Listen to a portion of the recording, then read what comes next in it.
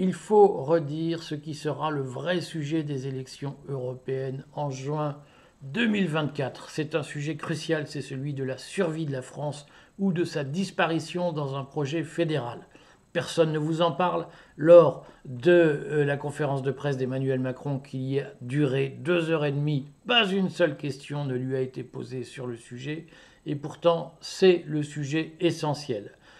D'ores et déjà, une résolution du Parlement européen adoptée en novembre 2023 a appelé à transformer la Commission européenne en un exécutif européen qui ne comportera pas forcément un commissaire européen de chaque pays et qui adoptera les décisions à la majorité qualifiée du Conseil et non à l'unanimité.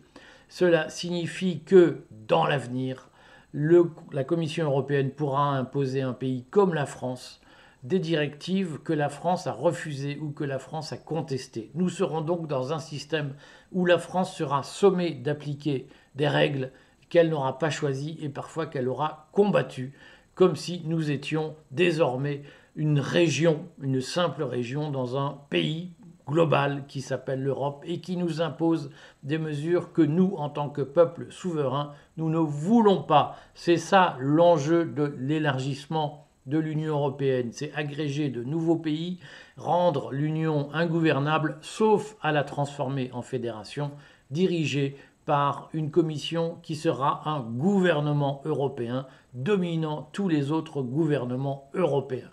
C'est une menace pour la survie de la France. Elle est d'ores et déjà enclenchée. Le calendrier est arrêté.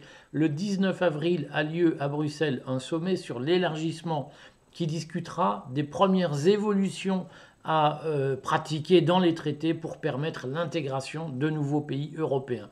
Et en octobre 2024 se tiendra une conférence sur l'avenir de l'Europe qui, elle, actera la transformation de la Commission européenne en un exécutif. D'ores et déjà, l'Assemblée nationale, début décembre, a adopté une résolution qui allait en ce sens.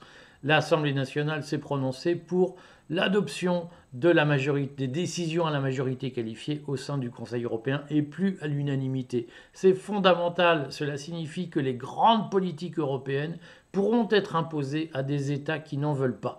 Et au fond, nous enclenchons la machine où nous ne serons plus qu'une région subordonnée avec des sous-régions subordonnées à un grand ensemble bruxellois que nous ne contrôlerons plus.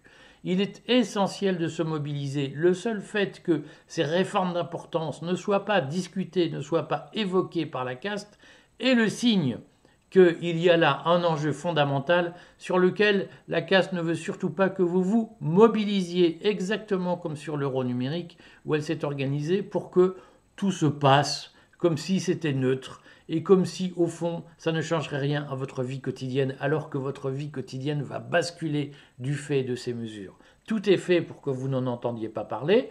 Montrez que vous êtes un peuple adulte et responsable, déterminé à défendre son identité. Mobilisez-vous, allez chercher l'information, faites-la circuler et puis agissez pour sauver l'entité française comme grand pays qui a fait l'histoire de l'Europe et du monde. Voilà. Ne vous laissez pas avoir par les médias mainstream qui sont subventionnés pour vous endormir et pour vous hypnotiser.